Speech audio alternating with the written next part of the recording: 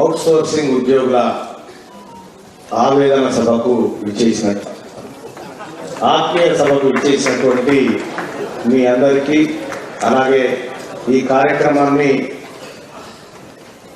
ముందుకు తీసుకెళ్ళడానికి, నెక్స్ట్ లెవెల్లోకి తీసుకెళ్ళడానికి విచ్చేసినటువంటి పెద్దలకి, ముఖ్యంగా Congress party campaigning committee chairman అయినటువంటి పెద్దలు అన్న మధు యాష్కి గౌడ్ గారికి, అలాగే ఇంతకుముందే వచ్చి వెళ్ళినటువంటి పెద్దలు గౌరవనీయులు కోదండరామ్ సార్కి, అలాగే మిత్రుడు కాళోజీ శ్రీనివాస్ గారికి, అలాగే ఐఎన్టీసీ నాయకులకు, అలాగే మన సోదరి సౌజన్య గారికి, అవుట్సోర్సింగ్ లో పనిచేస్తున్నటువంటి మీ అందరికీ, మీడియా మిత్రులకు నమస్కారం. ఈ జయ ఆగమైంది. అయితే కాంగ్రెస్ పార్టీ ప్రభుత్వం గతంలో అవుట్సోర్సింగ్ ఉద్యోగులకు జీతాలు పెంచాలనేటువంటి జీవోలు తీసుకొచ్చింది. 4,900 ఉన్నదాన్ని 8,400, 6,200 ఉన్నదాన్ని 10,900. ఇట్లా గత కాంగ్రెస్ పరిపాలనలో అవుట్సోర్సింగ్ ఉద్యోగులకు సంబంధించిన జీతాలు పెంచుకుంటూ వచ్చారు. ఇక మన పోయినటువంటి నియంత గారు ఆయన అవుట్సోర్సింగ్ ఉద్యోగుల జీతాలు ఇచ్చి ₹1,00,000 ఉన్న ముఖ్యమంత్రి జీతం 4,10,000 చేస్తుంది. ఎమ్మెల్యేల జీతాలు పెంచారు. ఏమైనా పెరుగుదల ఉందంటే వీటిలో పెరుగుదల కనిపిస్తా ఉంది.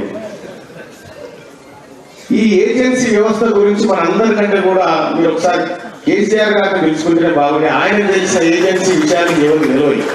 ఎందుకంటే దుబాయ్ ఏజెంట్ దగ్గర నుంచి ఆయనే కదా, అక్కడి నుంచి ఆయనకు చాలా అనుభవాలు ఉంటాయి కాబట్టి అవన్నీ చేసేది. సరే, ఇది మరి ఎవరు ముందుకు పడి తీసుకొచ్చారో మీ అధ్యక్షుడు పిలైన తర్వాత మీకు దగ్గర ప్రాబ్లం ఉండకపోవచ్చు. పులి లక్ష్మి, ఆయన పేరే పులి లక్ష్మి. 19 మంది ఉన్నారు. అందరూ పులే మీదికున్న తర్వాత ఇది ఆగది. వాస్తవానికి కూడా డిమాండ్లు కూడా పెద్దగా ఈ డిమాండ్లే కనిపిస్తలేవు. అడుగుతున్నటువంటి డిమాండ్ ఏజెన్సీ వ్యవస్థను పూర్తిగా రద్దు చేసి పే స్కేల్ రూపంలో ప్రతి ఉద్యోగికి జీతం ఇవ్వాలి. దీంతో ఏ కాల భారం పడతలేదు సర్కార్ మీద. రాష్ట్రంలో పనిచేస్తున్న ఉద్యోగులందరికీ ఉద్యోగ భద్రత కల్పించాలి. రాష్ట్రంలో పనిచేస్తున్న ఉద్యోగులందరికీ ఆరోగ్య భద్రత కల్పిస్తూ హెల్త్ కార్డు మంజూరు చేయాలి. ఆదివేసి మన వ్యక్తులు అదనంగా పెట్టేసారు. అది ఇంప్లిమెంట్ అయితేనే ఉన్నది. బిస్వా కమిటీ సూచనల ప్రకారం ప్రతి సంవత్సరం ప్రతి ఉద్యోగికి ఇంక్రిమెంట్ కల్పించాలి. అన్ని శాఖల్లో పెండింగ్ లో ఉన్న అన్ని రకాల జీతాలు, ఏరియర్స్, పిఎఫ్ బకాయిలు చెల్లించాలి. అన్ని శాఖల్లో పనిచేస్తున్న మహిళా ఉద్యోగులకి వేతనంతో కూడిన ప్రసూతి సెలవులు మంజూరు చేయాలి. గత పాలకం కూడా చాలా సార్లు పెట్టింది ఈ అంశాలని. ఇవి అన్ని చేయాలని చేయలే. కేసీఆర్ కరోనా వస్తే జీతంతో కూడిన వేతనం తీసుకొని పనడాల, కానీ మనకైతే అన్ని శాఖల్లో పనిచేసిన వాళ్ళకి ఏమి కావాలి. ఉద్యోగి సర్వీస్ లో మరణించిన లేదా రిటైర్ అయిన వారి కుటుంబ సభ్యులకు 10 లక్షలు ఇవ్వాలి. కుటుంబంలో ఒకరికి ఉద్యోగం కూడా ఇవ్వాలని చెప్పి డిమాండ్ చేస్తా ఉన్నారు. అయితే మెల్లగా ఏం రాసుకొచ్చారంటే ఇది రెగ్యులరైజ్ దాకా రాసుకొచ్చారు మెల్లగాడు. ఇక్కడ ఏమేమి ఉందంటే వ్యవస్థ దీంతో జరిగే కథ చెప్తా. ఇప్పుడే నేను పెద్దలు చెప్తా ఉన్నాను, ఎదురు పోతా ఉంది. ఇది ఎప్పుడో ఏజెన్సీ బాబు వెళ్తుంది. ఇది ఈ ఆటం బాబు ఇప్పుడు కాకుండా ఇంకా 5 ఏళ్ళ కన్నా వెళ్తుందని అని చెప్తానే ఉన్నా పెద్ద మనిషికి. ఏజెన్సీలను రద్దు చేయాలి. ఈ ఏజెన్సీలను ఎవరికి ఆలేనా? ఏజెన్సీ కేసీఆర్ ని రద్దు చేసిన కాంగ్రెస్ పార్టీకి ఏజెన్సీ రద్దు చేసి ఉంటుంది.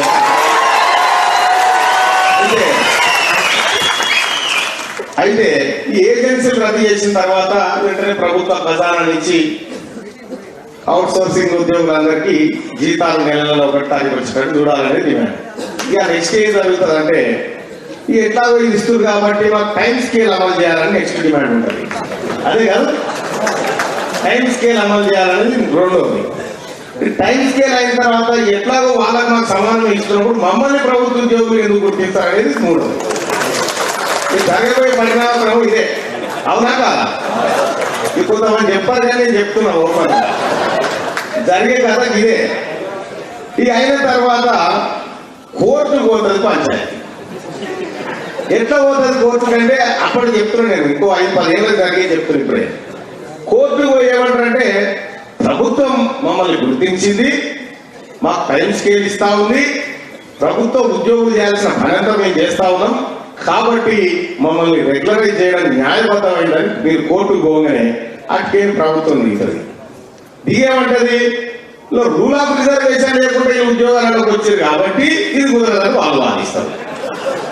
ఇదే అవుతుంది. కాబట్టి ఒక 5-6 నుంచి 10 సంవత్సరాల వరకు ఏ పంచాయతీ లేకుండా ఇంట్లో ఉన్న డిమాండ్ అన్నీ అమలు చేయొచ్చు. ఈ అసలు పంచాయతీ 10 ఏళ్ళ తర్వాత ఉన్నది. కాబట్టి నాకు అర్థమైతేనే ఉంది చూస్తుంటే యాడిపోకపోతుంది దీన్ని. సరే, ఏదేమైనప్పటికీ కూడా ఏజెన్సీ వ్యవస్థ అనేది చాలా దుర్మార్గమైన వ్యవస్థ, చాలా దుర్మార్గమైన వ్యవస్థ. ఆ వ్యవస్థని ఖతం చేయాలి. దానికోసం ఏజెన్సీ వ్యవస్థను ఖతం చేస్తే వట్టిగా ఏ కాల పైసా ఖర్చు లేకుండా 5,000 రూపాయల జీతం వేస్తారంటే గవర్నమెంట్ కూడా ఎట్లుంటది? కోడలు కొడుకుందంట అంటే అతను వద్దా కదా, పైసలే పడతలేదు మీద భారం అంటే దాన్ని అంటారు కదా. కాబట్టి నాకు తెలిసి ఇది పెద్ద డిమాండ్ కాదు, పెద్ద విషయం కూడా కాదు. ఇది గౌరవ పెద్దలు మధు యాస్కన్న గారి మీద మీరు కొంత భారం వేయవలసి ఉంటుంది. ఎందుకంటే ఖర్చు లేని పని అన్న చేస్తారన్న నమ్మకం నాకు కూడా ఉంది. ముఖ్యమంత్రి గారు కూడా, ఇప్పుడున్న ముఖ్యమంత్రి గారు కూడా మీ అందరికీ తెలుసు, ఆయన బోలా మనిషే, ప్రజల మనిషే. ఇటువంటిది అయితే జల్దినే చేస్తాడు. ఎందుకంటే ఇప్పుడున్న ఆర్థిక పరిస్థితి మీ అందరికి తెలుసు. కేసీఆర్ మొత్తం గుడిబాగు గుడికాడికే లేకొని పోయింది, ఏం లేకుండా రాష్ట్రాన్ని అంతా ఖతం చేసాడు. సో ఈ పరిస్థితుల్లో ఈ దళారీ వ్యవస్థ, ఏజెన్సీ వ్యవస్థ ఏదైతే ఉందో దీన్ని నిర్మూలించడం అంటేనే మిమ్మల్ని ఆదుకోవడం అనేది ప్రభుత్వ బాధ్యత. ఖచ్చితంగా గౌరవ ముఖ్యమంత్రి గారు ఆయన దృష్టికి వెళ్ళిన తర్వాత, పెద్దలు తీసుకెళ్లిన తర్వాత ఖచ్చితంగా మీకు న్యాయం జరుగుతుందని భావిస్తా ఉన్నాను. ఇక ఏజెన్సీ వ్యవస్థ గురించి నా దగ్గరికి కనీసం 10 రోజులలో 2-3 వస్తారు. వచ్చి సార్ మాకు 2 రోజులు కట్ చేసిందని అడిగితే నన్ను ఉద్యోగాలకు ఏం తీసేసింది సార్ అంటారు ఆయన. అసలు ఈ హక్కులన్నీ ఏజెన్సీ కట్టబెట్టబడుతుంది. వాడు దయగా వాడు ముందు ఉండాలి, పోమంటే పోవాలి అంతే. అసలు వీడెవడు ఇంత నడిపిట్లా? ఈ ఏజెన్సోడు ఎవడు? ఈ ఏజెన్సోడు నేను ఒకసారి వరంగల్ ఎంజిఎం హాస్పిటల్ పోయినా. ఆడ నేను సూపరింటెండెంట్ గారితో మాట్లాడతాను పోయినా. ఆ ఏజెన్సీ కార్మికులంతా కూర్చొని ధారణ చేసుకొని కూర్చోంటే నేను కూడా కూర్చున్నా. కూర్చున్న తర్వాత ఏంటంటే, ఇగో సార్ మా పేరు మీద వచ్చే జీతం గింత, మా చేతికి వచ్చేది గింత. నౌకరు 8 గంటలు చేయాలంటే వాడు 10 గంటలు 12 గంటలు చేపిస్తాడు మీదకి వెళ్ళి. జీతం ఎప్పుడు వస్తుందో తెలియదు. ఇక ఇన్ని అవసరాలు కొన్ని బంద్ చేద్దామంటేనేమో ఇది పోయేటట్టు ఇంకేం చేసుకొని బతకాలో తెలియదు. ఇట్లా రకరకాల అవసరాలతో అవుట్ సోర్సింగ్ ఉద్యోగులు చాలా ఇబ్బంది పడతా ఉన్నారు. ఈ రాజకీయ సంస్థ ఆఖరికి చెత్తగానం పెట్టే పని కూడా మనోడికి లేకుండా పోయింది. చెట్లకు నీళ్ళు పోసే పని కూడా మనోడికి లేకుండా పోయింది. వడ్డీ అనే కూర్చొని కుర్రాలకి మీ అందరికంటే ఎక్కువ సంపాదిస్తా ఉన్నారు ఏజెన్సీలు. ఈ 1,000 కోట్ల రూపాయల దోపిడీని అరికట్టగలిగితే ఖచ్చితంగా అవుట్ సోర్సింగ్ ఉద్యోగులకు న్యాయం జరుగుతుందని నేను భావిస్తా ఉన్నా. ఇక్కడ ఒక ప్రభుత్వము ఒక ఉద్యోగికి 22,136 రూపాయలు ఇస్తే ఆ ఉద్యోగికి ఎంత వస్తుందంటే 13,611 రూపాయలు. తగ్గిన పైసలని గోవింద. వాడు పిఎఫ్ కడుతున్నట్టు పిఎఫ్ లేదు, మన ఎటో పోతుంది. వాడు దొరికితే ఒట్టిగా ఎవరిని ఫోన్ చేయాలో తెలియదు. నేను చాలాసార్లు చేసినట్ల మా దగ్గరకు వస్తే నేను కాదు సార్ ఆయన అంటే నేను కాదు, ఏడికి వెళ్తుంది అయితే మళ్ళీ కేటీ రామారావు చుట్టూ తిరిగేటోళ్ళకి వెళ్తుంది ఇదంతా. ఈ గ్యాంగ్ అంతా ఇదో పెద్ద ముఠ ఆలీబాబా ఆ 40 మంది ముఠాలు ఎక్కువ ఉంటుంది ఏజెన్సీ ముఠ. ఈ ముఠ అనేకమైనటువంటి శ్రమదోపిడికి పాల్పడతా ఉంటుంది. 8 గంటలు పని చేయాలి కదా ఎవరైనా కూడా. కొంతమంది కేసీఆర్ అసలు ఏం పని చేయకుండా జీతం తీసుకుని సరే మన కర్మకు మోసం 10 ఏళ్ళు. కానీ ఈ పని చేస్తున్నటువంటి ఏజెన్సీ కార్మికులు ఎవరైతే ఉన్నారో వీళ్ళకు ఓటీలు కట్టించుడు లేదు, నీ ఇష్టం కూడా చేయలేకపోతే లేదు. నువ్వు 8 గంటలు చేస్తా అంటున్నావు, 10 గంటలు చేస్తా అంటున్నావు, అదే జీతం కానీ వాళ్ళు పెట్టేది. ఈ భద్రత అనేది చాలా అవసరం. ఈ భద్రత ఎప్పుడు వస్తుంది? ప్రభుత్వం దాన్ని పర్యవేక్షించినప్పుడు, ప్రభుత్వ కంట్రోల్లోకి ఈ వ్యవస్థ వచ్చినప్పుడు భద్రత అనేది దొరుకుతుంది. ఈ ఏజెన్సీలను కర్ర పట్టుకొని బెదిరించినప్పుడు వస్తుంది. అసలు ఏజెన్సీ ఉండకూడదు. ఇక ఏజెన్సీ రద్దు కావాలిగా. గట్టిగా సపోర్ట్ కొట్టి మళ్ళీ సార్ చెప్పండి.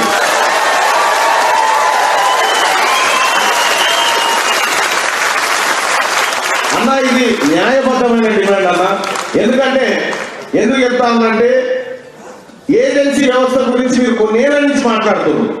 ఏది కేసీఆర్ ఏజెన్సీ వ్యవస్థలే కదా పాస్పోర్ట్ అది, అక్కడి నుంచి మాట్లాడుతున్నారు మీరు. మీకు అన్ని అంశాలు తెలుసు కాబట్టి ఈ ఏజెన్సీ వ్యవస్థ ఒక్కటి రద్దు చేస్తే సగం విమల పడతారు వీళ్ళు, సగం విమలం అవుతారు. ఇక కాదుగా ఇక మళ్ళా 2 ఏళ్ళ దాకా మళ్ళీ మీటింగే పెట్టరు. ఇక డిమాండ్ మీటింగే ఉంటుంది.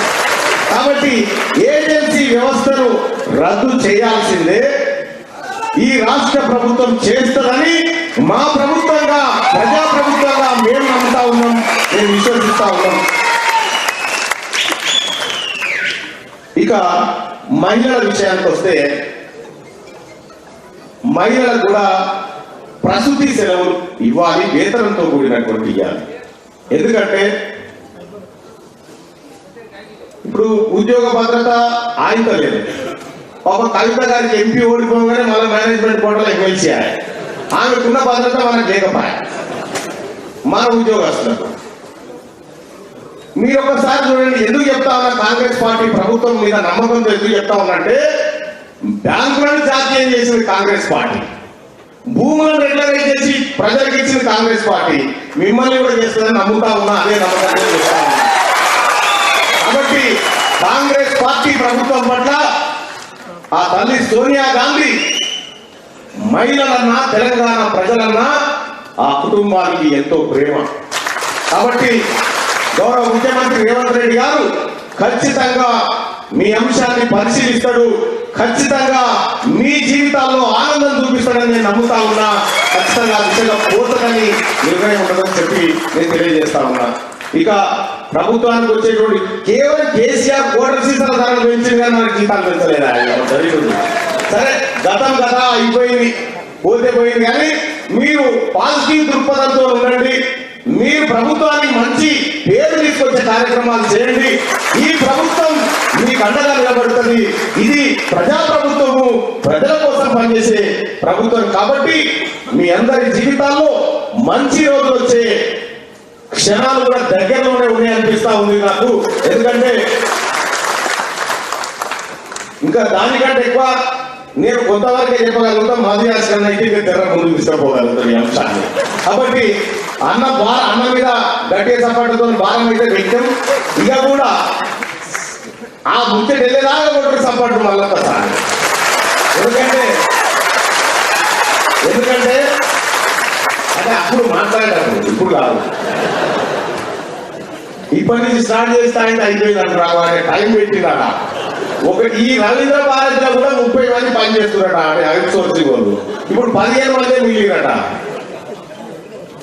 మీరు కూడా సభా నిర్వహణ కొనసాగిస్తున్నారు, మీరు కూడా ఉంది కాబట్టి పంచాలి. ఆ టైం ఎందుకు పెట్టిరాడా? మీ టైం అయింది, వెళ్ళిపోవాలని చెప్తాను అంతే కదా. దానికోసం ఏదో మా సౌకర్యం కోసం పెట్టింది కాదు. అట్లా ఇక్కడ అవుట్ సోర్సింగ్ విధానంలో 1,50,000 మంది పనిచేస్తా ఉన్నారు. ఈ 1,50,000 మందిని ప్రభుత్వానికి భారమైన బిడ్డలు కాదు, వీళ్ళు ప్రభుత్వ బరువును మోస్తున్న బిడ్డలుగానే గుర్తిస్తారు తప్ప ఎట్టి పరిస్థితుల్లో భారంగా భావించదు. మీ అందరికీ న్యాయమైనటువంటి డిమాండ్లను నెరవేర్చడానికి తీర్మానం వల్లనగా నన్ను నన్ను కాంగ్రెస్ పార్టీ ప్రచార కమిటీ కన్వీనర్ గా చేసినటువంటి మా అన్న మధుగౌడ్ అన్న సారథ్యంలో నా వంతుగా నేను కృషి చేస్తా అని చెప్పి మీ అందరికీ హామీ ఇస్తా ఉన్నా. అలాగే అలాగే అలాగే మీరు కూడా ప్రజల్లో మంచి పేరు తెచ్చుకోవాలి. ఒకటి ఏమైందంటే ఇప్పుడు అవుట్ సోర్సింగ్ కూడా మళ్ళా వాళ్ళ పైసలు తీసుకొని అవుట్ సోర్సింగ్ ఉద్యోగాలు ఇస్తారు ఈ ఏజెన్సీ వాళ్ళు. చాలా సార్లు చూసాను నేను. 2 లక్షలు 3 లక్షలు తీసుకొని ఇస్తారు. వానికి పైసలు వానికి జీతం ఇస్తారు. మళ్ళా అంతే మళ్ళా తీసేసుడు వానికి బెదిరించుడు ఇదంతా ఉంటుంది. ఇక దావఖాన కాడ ఆయన 2 లక్షలు పెట్టి లోపల ఏజెన్సీ దగ్గర కొనుక్కొచ్చుకొని అడ్జెంట్ కాడ అంటాడు ఆయన ఇదంతా అల్టిమేట్ గా ప్రజల మీద భారం పడుతుంది. కాబట్టి ఏజెన్సీ వ్యవస్థ అనేది దుర్మార్గమైన వ్యవస్థ.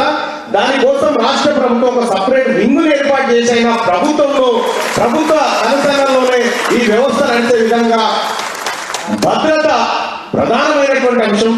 ఆ భద్రత విషయంలో కానీ ఏజెన్సీ అవుట్ సోర్సింగ్ లో పనిచేస్తున్నటువంటి మీ అందరికీ కూడా అన్ని రకాల హక్కులు ఉన్నాయి. ఆ హక్కులను కాపాడే ప్రభుత్వం కాంగ్రెస్ పార్టీ ప్రభుత్వం, గౌరవ ముఖ్యమంత్రి రేవంత్ రెడ్డి గారు ఖచ్చితంగా మీ అందరికీ తీపి కబురు చెప్తారని విశ్వసిస్తూ ఈ అవకాశం కల్పించినటువంటి మీ అందరికీ పేరు పేరున ధన్యవాదాలు, నమస్కారం తెలియజేస్తాను.